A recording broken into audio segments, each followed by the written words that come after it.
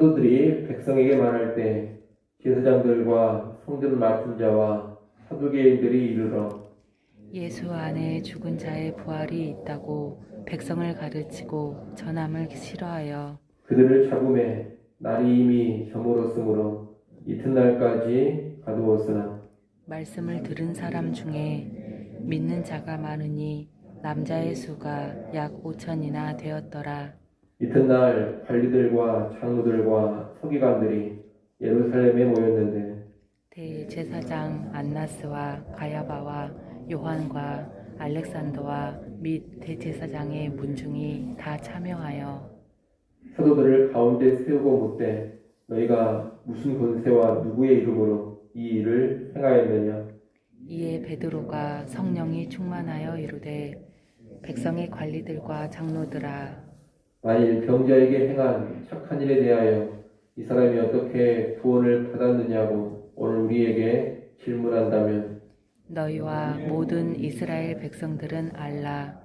너희가 십자가에 못 박고 하나님이 죽은 자 가운데서 살리신 나사렛 예수 그리스도의 이름으로 이 사람이 건강하게 되어 너희 앞에 섰느니라.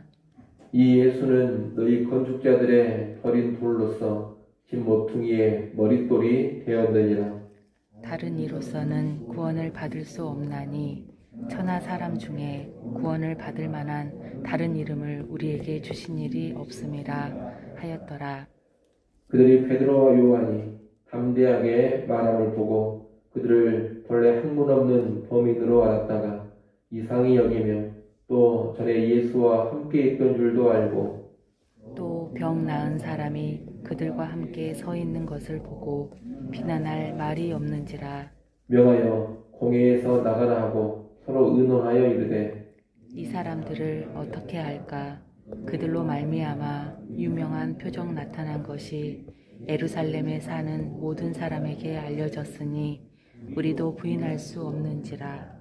이것이 민간에 더 퍼지지 못하게 그들을 위협하여 이후에는 이 이름으로 아무에게도 말하지 말게 하자 하고 그들을 불러 경고하여 도무지 예수의 이름으로 말하지도 말고 가르치지도 말라 하니 베드로와 요한이 대답하여 이르되 하나님 앞에서 너희의 말을 듣는 것이 하나님의 말씀을 듣는 것보다 옳은가 판단하라. 우리는 보고 들은 것을 말하지 아니할 수 없다 하니 관리들이 백성들 때문에 그들을 어떻게 처벌할지 방법을 찾지 못하고 다시 위협하여 놓아주었으니 이는 모든 사람이 그 된 일을 보고 하나님께 영광을 돌림이라. 이 표적으로 병 나은 사람은 40여세나 되었더라. 아멘. 성전 미문에 앉은 병이를 예수의 이름으로 치유한 후에 베드로와 요한은 몰려든 사람들에게 예수 그리스도에 관하여 선포했습니다. 그런데 베드로와 요한이 선포하는 자리에 제사장들과 성전 맡은 자와 사두개인들이 옵니다. 치유와 선포가 성전에서 이루어지고 있기에 성전과 연관된 종교 지도자들이 온 겁니다. 이들은 예수 안에 죽은 자의 부활이 있다고 가르치는 베드로와 요한의 선포를 싫어했습니다. 그들이 예수를 죽였기 때문이요. 또한 성전을 관리하는 그들은 사두개파로서 부활을 믿지 않는 사람들이었기 때문입니다. 종교적인 권력을 가지고 있던 그들은 베드로와 요한을 체포해서 이튿날까지 가둡니다. 하지만 베드로와 요한이 갇힌 것과 별개로 사도들의 선포를 들은 사람들 중에 믿는 자가 많아서 남자만 5,000명이나 되었습니다. 이것은 사도들이 핍박을 받고 갇혔지만 그들이 선포한 말씀, 복음은 갇히지 않았음을 보여줍니다.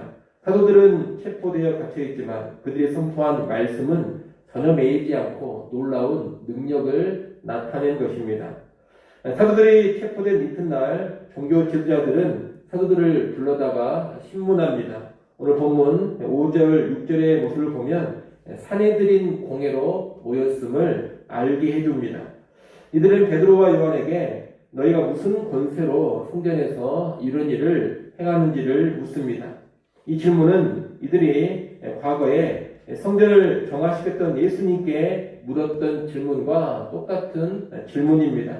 예수님께서 성전을 정화시키실 때에도 종교 지도자들은 예수님께 와서 네가 무슨 권세로 성전에서 이런 일을 행하느냐고 물었던 적이 있습니다. 그런데 그와 거의 같은 질문을 사도들에게 또 던지고 있는 겁니다. 이것은 사도들이 지금 예수님과 같은 자리에 서 있음을 보여줍니다. 예수님을 그대로 이어받은 자들로서 사도들이 서 있다는 겁니다. 안진뱅이를 고친 기적도 그런 연장선 위에서 이해할 수가 있겠습니다. 이 사도행전의 사도들은 예수님을 그대로 닮아가는 자, 그대로 따르는 자, 예수의 대리인들로 활동을 하고 있는 겁니다. 베드로와 요한은 사내들인 공회의 붙들려와 신문을 이렇게 받게 되는데 그들은 이 신문에 조금도 위축되지 않습니다. 전에 예수님께서 잡히시던 날에 베드로는 예수님을 부인하며 도망친 적이 있습니다. 그러나 지금은 그때와는 전혀 다른 모습을 보여줍니다. 조금도 위축되지 않고 조금도 두려워하지 않습니다. 너무나 담대합니다. 이것은 성령의 충만함 때문입니다. 8절에 보면 베드로는 성령에 충만하여 담대히 말합니다. 베드로는 너희가 십자가에 못 박고 하나님의 살리신 나사렛 예수의 이름으로 이 사람이 건강하게 되었다고 합니다. 안진병했던 사람을 치유한 기적이 예수 그리스도로 인한 것임을 선포하면서 동시에 종교 지도자들인 너희가 그리스도인 메시아인 예수님을 죽였음을 꾸짖는 말입니다. 나아가 시편 118편 22절의 말씀, 건축자의 버린 돌이 모퉁이의 머릿돌이 되었음을 인용하면서 예수님께서 바로 구약에 예언된 바로 그 메시아임을 또 선포합니다. 예수님의 죽음과 부활이 구약 예언의 성취임을 말하면서 역시 종교 지도자들이 예수님을 거부했음을 책망하는 선언입니다. 지금 베드로는 거듭 이 큰 권세를 가지고 있는 종교 지도자들의 죄악을 책망하면서 예수님께서 부활하신 구주요 메시아이심을 선포하고 있는 겁니다. 그리고 결론적으로 12절에서 예수님만이 유일한 구원의 길임을 선언합니다. 12절 말씀 우리 같이 한번 읽어보겠습니다. 12절 함께 읽습니다. 다른 이로서는 구원을 받을 수 없나니 천하 사람 중에 구원을 받을 만한 다른 이름을 우리에게 주신 일이 없음이라 하였더라. 아멘. 이 10절의 선포는 종교 지도자를 향해서 너희도 유일한 구원자 메시아가 되시는 예수님을 믿으라는 말입니다. 여러분 지금 베드로는 이전과 180도 달라져 있습니다. 두려움 없이 아주 담대하게 예수님을 전하는데 열정적입니다. 체포되어서 신문을 당하는 자리에서도 오히려 신문하는 자들을 책망하면서 너희가 예수를 믿어라 이렇게 선포합니다. 성령이 충만하니 이렇게 놀랍게 바뀐 겁니다. 종교 지도자들이 적대적인 분위기를 보이는 것은 과거에 예수님을 체포할 때나 지금 제자들을 체포할 때나 동일합니다. 외적인 상황이 달라진 것이 하나도 없다는 겁니다. 하지만 이 상황을 맞이하는 제자들의 모습은 판이하게 다릅니다. 과거에는 죽기를 무서워하면서 도망쳤던 제자들입니다. 하지만 지금은 죽음을 개의치 않고 공회 앞에서 담대히 선포합니다. 그들의 죄를 꾸짖으며 예수가 누구신지를 알립니다. 그분을 믿으라고 강하게 외칩니다. 이 공회 앞에서 보여주는 베드로와 요한의 모습은 과거 공회 앞에서 보여줬던 예수님의 모습과 또 똑같습니다. 성령 충만한 제자들은 지금 예수님과 같은 모습으로 서 있는 겁니다. 오늘날 우리도 성령으로 충만할 때 이런 변화가 일어납니다. 제2의 예수로, 작은 예수로 서게 된다는 겁니다. 성령이 충만하면 우리의 삶을 통해서, 우리의 말과 행실을 통해서 예수 그리스도께서 드러나게 됩니다. 달리 말하면 성령이 충만하면 예수님을 닮고 예수님을 뒤따르는 모습이 나타나게 된다는 겁니다. 달리 말하면 예수를 닮고 예수를 따르는 삶은 성령의 도우심 없이, 성령의 충만함 없이는 가능하지 않습니다.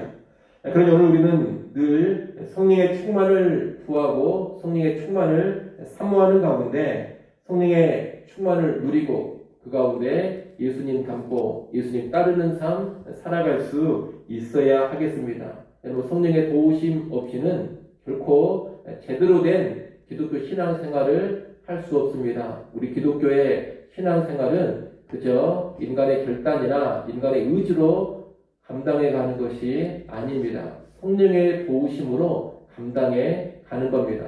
하나님께서 이를 위해 우리 안에 성령의 내주를 또 허락해 주신 겁니다. 여러분이 예수 그리스도를 구주로 정말 믿었다면 여러분 안에 성령께서 임재해 계십니다. 그러니 이제 그 성령의 충만함을 늘 사모하시고 구하시기 바랍니다. 그리고 성령의 도우심을 힘입어서 성령 충만한 가운데 제대로 된 기독교 신앙생활 할 수 있기를 간절히 바랍니다. 베드로와 요한을 체포하여 신문하던 산헤드린 공회는 이런 베드로와 요한의 담대한 발언에 할 말을 잃어버립니다. 더불어 베드로와 요한이 제대로 배우지 못한 사람임에도 불구하고 이처럼 담대하게 또 탁월하게 변증하는 것을 보고 놀랍게 여깁니다. 종교 지도자들은 베드로와 요한이 이렇게 담대하고 능숙하게 말하는 것이 예수를 통해 배운 것으로 여겼습니다. 예수와 함께 다녔기에 이런 언변을 배운 것으로 생각하는 것입니다. 하지만 실상 이것은 성령께서 함께 하셔서 할 말을 주셨기 때문에 되어진 일입니다. 산헤드린 공회로 모인 종교 지도자들은 베드로와 요한을 어떻게 정죄할 수가 없었습니다. 더욱이 병 나은 사람, 안진병이었다가 고침받은 사람이 베드로와 요한과 함께하고 있으니 기적을 부정할 수도 없고 기적 행한 것을 뭐라고 꾸짖을 수도 없습니다. 그래서 종교 지도자들은 베드로와 요한을 일단 공회 밖으로 잠깐 내보내고 대책을 논의합니다. 그들은 논의하기를 기적이 일어난 것은 우리도 부정할 수가 없다고 합니다. 다만 이 기적의 사실이 널리 퍼지는 것만큼은 막자, 그렇게 결론을 내립니다. 그래서 베드로와 요한을 다시 불러들여 경고를 하면서 예수의 이름으로는 말하지도 말고 가르치지도 말라고 합니다. 18절에 보면 경고하면서 이 말을 했다고 하는데 이 경고했다라는 것은 협박을 했다는 뜻입니다. 종교 지도자들은 상당한 권력을 가지고 있는 자들입니다. 그러니 감옥에 가두거나 유대 사회에서 출교를 시키거나 심하면 예수님을 전에 죽였던 것처럼 이 지도자들도 음모를 꾸며서 죽여버릴 수 있습니다. 그런 힘이 있기 때문에 위협을 가하면서 예수에 관해서는 절대로 말하지 말라고 한 겁니다. 여러분, 지금 협박하며 위협하는 자들이 누구냐? 다름 아닌 종교 지도자들입니다. 종교 지도자라면 그래도 가장 양심적이고 가장 정직해야 합니다. 하지만 지금 예수님의 이름으로 행해진 기적을 도저히 부인할 수 없는 상황에서 예수님의 메시아 되심도 부정하기 힘든 상황에서 이 종교 지도자들은 아무것도 인정하지 않으려고 합니다. 그들은 베드로와 요한에게 어떤 비난도 정죄도 하지를 못했습니다. 일어난 사건을 부정하지도 못합니다. 모든 것이 너무나 명백했습니다. 이런 상황이라면 예수님을 죽였던 자기들의 죄, 자기들의 잘못을 인정하고 회개하는 것이 마땅합니다. 예수님을 메시아로 인정하고 믿어야 합니다. 하지만 이 종교 지도자들은 그렇게 하지 않습니다. 끝까지 예수 그리스도를 인정하지 않고 오히려 예수 그리스도의 이름이 전해지는 것을 협박하면서 막으려고 합니다. 이들은 지금 믿을 만한 증거가 없어서 못 믿는 것이 아닙니다. 너무 명확한 증거가 있지만 부인할 수가 없는 상황이지만 믿지 않으려고 작정을 한 겁니다. 왜 믿지 않으려고 합니까? 자기들의 기득권이라든가 종교적인 지위, 시기심, 체면, 자존심 이런 것들이 복잡하게 얽혀있는 가운데 믿지 않는 겁니다. 이런 자들은 참된 종교 지도자라 말할 수가 없겠습니다. 양심적이지도 않고 정직하지도 않습니다. 하나님만을 의식하지도 않습니다. 인간적인 욕망과 인간적인 욕심만이 가득한 가운데 진리를 거부하고 있는 겁니다. 표면적으로는 종교 지도자들이지만 실상 가장 부패하고 타락한 자들이다, 이렇게 말할 수가 있겠습니다. 다시 잘못하면 오늘날도 종교 지도자들이 이렇게 될 수 있다는 것을 우리는 알아야 하겠습니다. 가장 경건하고 가장 거룩해 보이지만 실상 가장 심한 탐욕과 욕망으로 타락해 있을 수 있다는 겁니다. 종교 지도자들은 이런 사실을 알고 철저히 근신하며 자기를 지켜야 할 것입니다. 성도들은 교회 지도자들이 참으로 경건하고 진실로 거룩하고 정말 양심적이고 정직한 지도자들이 될 수 있도록 기도해 줘야 할 것입니다. 또 종교 지도자들만이 아니라 일반 사람들 가운데서도 오늘 본문에 이 지도자와 같은 사람들 많습니다. 믿을 만한 증거가 없어서가 아니라 믿기 싫어서 명백한 증거도 거부하면서 믿지 않는 겁니다. 이런 모습을 가리켜서 완합하다고 합니다. 단순히 몰라서 못 믿고 거부하는 것이 아닙니다. 뻔히 알면서도 안 믿고 의도적으로 거부하는 것입니다. 우리에게는 이런 완악함이 자리 잡지 않도록 해야 되겠습니다. 물론 우리는 이미 예수님을 구주로 믿고 있는 사람들이니 이런 완악함이 있지는 않을 겁니다. 하지만 신앙생활을 하면서 하나님 말씀 앞에 설 때 유사한 완악함이 나타날 수 있습니다.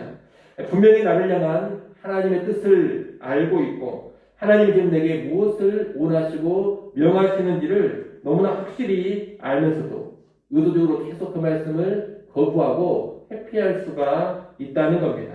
그런 것이 일종의 완악함이 될 수 있음을 알아야 합니다. 여러분, 하나님의 뜻을 알면서도 순종하기 싫어서 의도적으로 나는 모른다 이렇게 말할 수가 있습니다. 내 자존심이나 체면, 시기심이나 기득권 때문에 하나님이 원하시는 뜻을 분명히 알면서도 외면하고 거부할 수가 있습니다. 그렇게 되면 그 사람은 완악함과 유사한 수준에 이르게 되는 겁니다. 우리는 그런 모습을 크게 경계하면서 완악함을 버릴 수 있어야 하겠습니다. 언제나 하나님 앞에 온유한 심령으로, 정직한 심령으로 서야 하겠습니다. 이런 완악한 종교 지도들과 달리 베드로와 요한을 보면 이들은 하나님의 뜻에 정말 온전히 담대히 순종하는 모습을 보여줍니다. 19절, 20절 한번 읽어보십시오. 19절, 20절 읽습니다.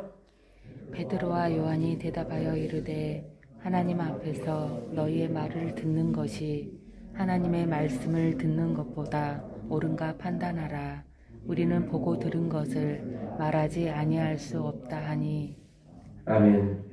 베드로와 요한은 너희 말을 듣는 것이 하나님의 말씀을 듣는 것보다 옳은가 판단하라, 이렇게 도전적인 말을 합니다. 너희 협박하면서 예수 이름을 전하지 말라고 하더라도 하나님께서 전하라고 명하시니 우리는 그 하나님의 뜻에 따를 수밖에 없다는 겁니다. 그러면서 보고 들은 것을 말하지 아니할 수 없다고 합니다. 이를 보면 베드로와 요한은 지금 눈에 보이는 강한 힘을 가진 권력자들보다 보이지 않는 하나님을 더 크게 의식하고 있습니다. 이 땅의 권력자들보다 하나님의 말씀에 우선적으로 순종을 하겠다고 합니다. 너희가 우리를 가두고 죽인다 하더라도 하나님의 말씀대로, 하나님의 명령대로 준행을 하겠다는 겁니다. 종교 지도자들은 자기들의 기득권이나 자존심이나 체면 같은 것을 지키려고 하나님의 뜻을 거부하고 있는데 베드로와 요한은 모든 것을 버릴 각오를 하면서 죽기까지 각오하며 하나님의 뜻에 따르고 있는 겁니다. 오늘 우리도 이 베드로와 요한의 태도로 살아갈 수 있어야 하겠습니다. 우리 그리스도인들은 보이지 않는 하나님을 보는 것처럼 여기면서 그분만을 두려워할 줄 알아야 합니다.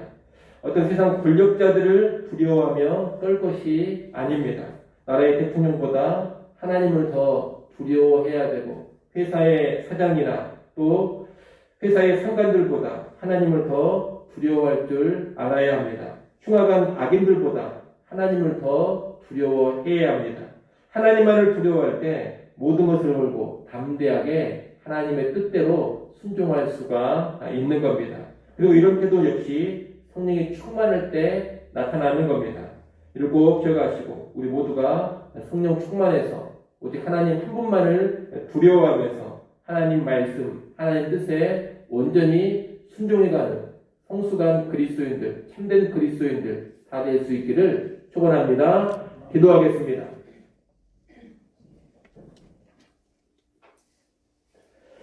하나님 아버지, 베드로와 요한이 성령 충만하여서 제2의 예수로 나타나고 있고 성령 충만하여서 담대하게 예수님을 증거하며 하나님 말씀에 순종하는 모습을 보았습니다. 오늘 우리에게도 성령의 충만함을 허락하여 주시옵소서. 성령 충만하여 예수 닮고 예수 따르게 하시고 성령 충만하여 늘 예수의 자리에 서게 하여 주옵소서. 또한 성령 충만한 가운데 오직 하나님 한 분 두려워하며 하나님 말씀에 담대하고도 적극적으로 순종해 가게 하여 주시옵소서. 성령의 충만함이 더욱더 우리에게 필요합니다. 우리를 긍휼히 여기시고 온 성도들과 교회 안에 성령의 충만을 허락하여 주시옵소서. 하나님 이 시간 하나님 앞에 나와 기도할 수 있게 해주셔서 또한 감사합니다. 우리의 모든 필요한 것들 하나님께 아뢰게 하시고 주께 모든 염려 맡겨버리며 하늘의 평안도 누리게 하여 주시옵소서. 오늘 하루를 살아갈 때에도 늘 하나님 의식하게 하시고 하나님 두려워하며 주의 말씀 따라 행하는 복된 한 날 되게 하여 주시옵소서. 예수님의 이름으로 기도드리옵나이다. 아멘.